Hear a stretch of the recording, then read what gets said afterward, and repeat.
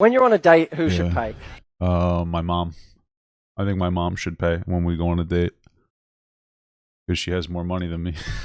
I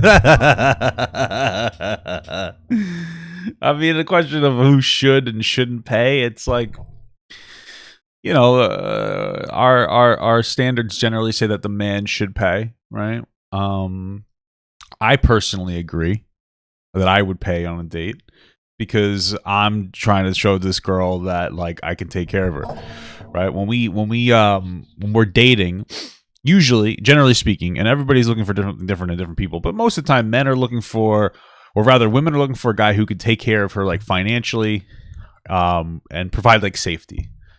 And men are looking for somebody who can provide like a nurturing.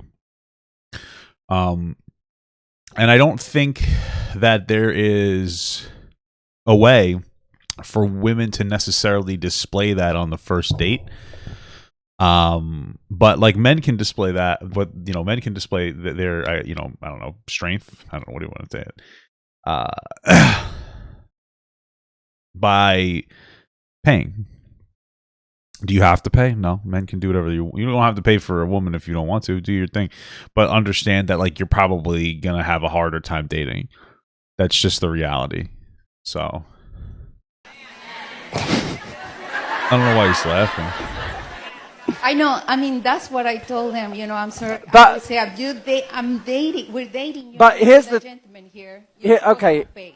He's supposed to pay. Yeah, that's what I told him. But you're supposed to have sex with him whenever he says. No.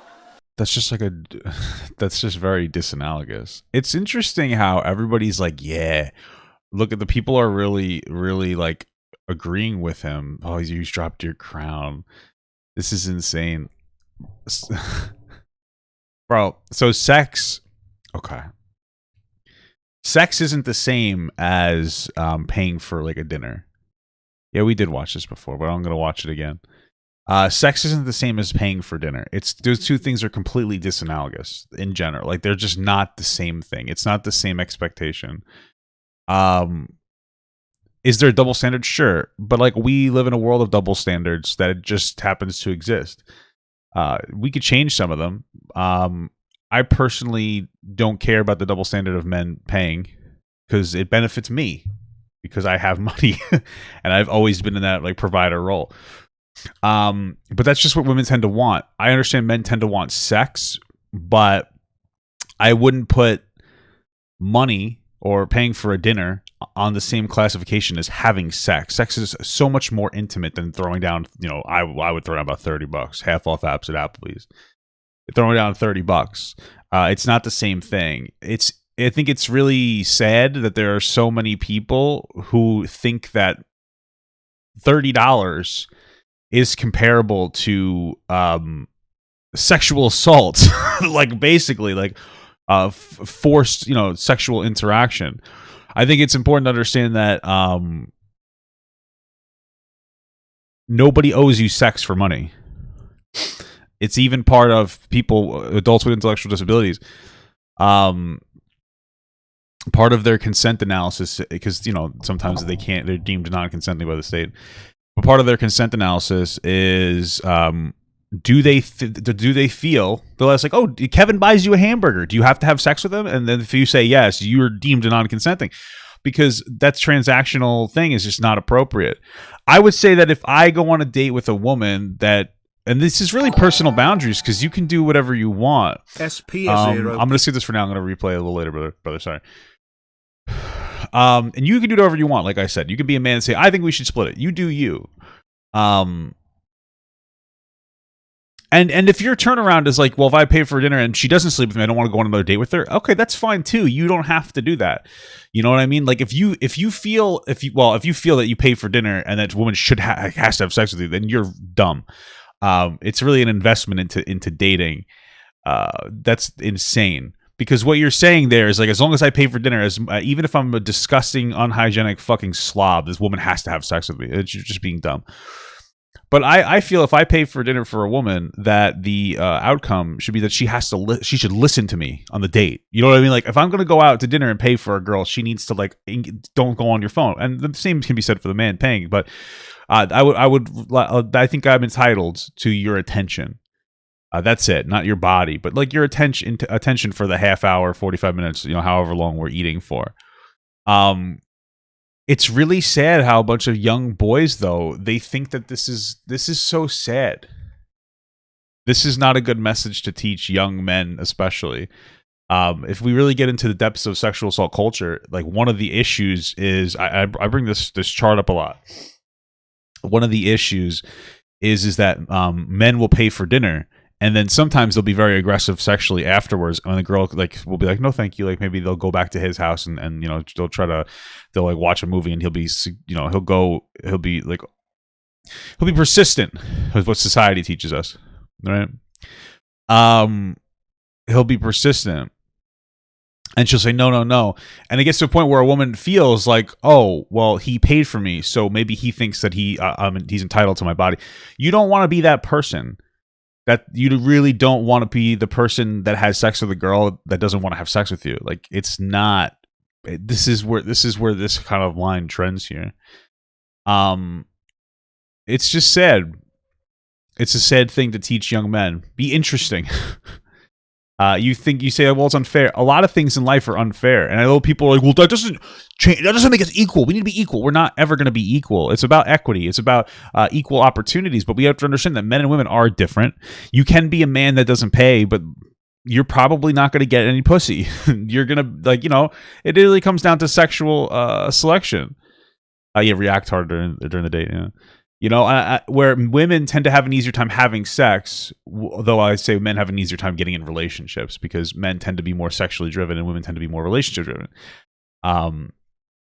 But you're just going to get passed over. And you're like, that's not fair. Okay, well, that sucks to be you. At least you can control that. There are people who are like ugly who can't control that aspect of their sexual selection. Like, you know what I mean?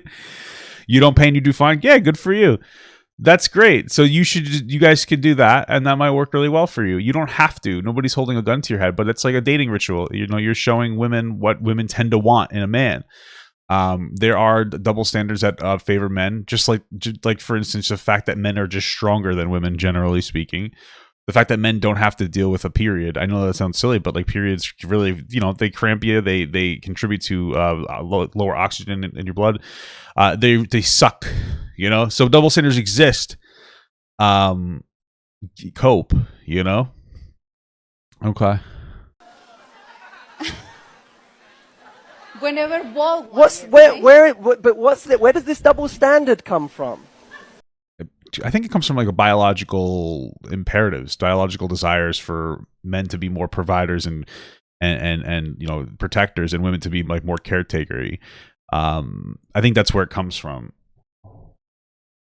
I know that the progressive narrative is that shouldn't exist, but like people are. You don't have to go with that dynamic. That's the great part. That's what like feminism is about. Not having to adhere to that dynamic, but most people like to. Maybe some of that's socialized, but I think that there's probably a biological factor there of like nurturing for women and more protector for men.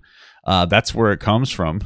So I'm sorry, it's the reality. You guys you can moan at it all you want, but the moment you say to a guy, you have to fucking pay for my time, you're saying this relationship isn't equal. No relationship is ever equal. This relationship isn't equal. My time is worth more than yours, so you should pay for it. I wonder what paradigm that sets up. I mean, nobody's equal. I don't understand. Again, it's about like equity over equality, equal opportunity. Everybody should have the same opportunity to set boundaries in a relationship. It doesn't mean it's going to be equal. Like, for instance, I make more money than my wife. My wife does like everything, though. She cleans like the house, does like the laundry, and she works a full-time job. It's not equal. I help her out. But like that's fair for our relationship boundaries because that's like what we tend to enjoy doing. She likes to take care of the house. We're not equal. Obviously, she does more than me. I'm lazier. But that's our relationship dynamic. There's no relationship that is absolutely like 100% equal. Bitching and moaning about what isn't equal. I mean, okay, so like where does it come in when women have babies? Like, you're not carrying that baby in your pussy, so it's like, well, it's not equal. It's like, okay, but like there are just things that exist that aren't equal, and we don't need to move to change everything.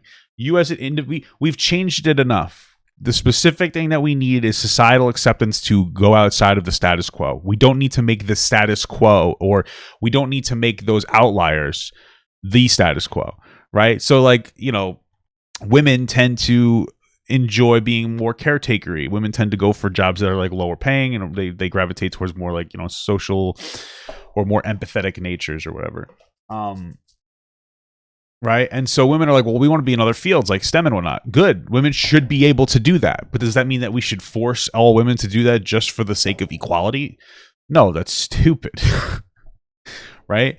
It's about opening up. Like, you know, most men, I'd say, tend to be more masculine. They have a bit more of a traditional idea of what it means to be a man. When a feminine man comes along, what do? We accept them in society. Like, we don't shun them for their existence, but we understand that that's more of an outlier. This person should be able to be a feminine man without being constantly judged by society or shamed or decimated. But it's not about making these outliers the status quo. I think that at the end of the day, this person is trying to justify.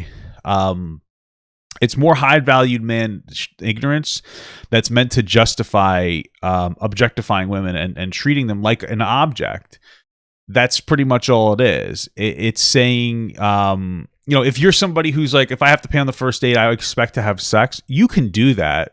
Women may not actually want to be with you. Then that's fine. You can set that standard, but that's a bad standard to set. It's a bad standard set to say, like, if I pay, you have to have sex with me, because that is rapey, and it's also just inappropriate, and it boils women down to sex. And women obviously can offer a lot more than sex, just like men offer a lot more than paying for dinner. But we're talking about like a courting ritual. This is a mating ritual. This isn't a fucking. We're not talking about everything a woman or a man is like right there. We're just starting the dating process, and it's interesting that like we haven't even gone past like the first date, and he's already bitching about weird inequalities. But okay. Thank you so much for watching, guys, and another special shout out to all my Patreon and Twitch subs. If you'd like to support this channel further than you already have by just watching the video alone, go down to the links below where you can sub on my Patreon, which will allow you to get your name on this beautiful black wall. Or you can go to the Twitch page and you can actually use a free Amazon Prime sub, if you have Amazon Prime, to subscribe. Thank you very much, guys. Take care.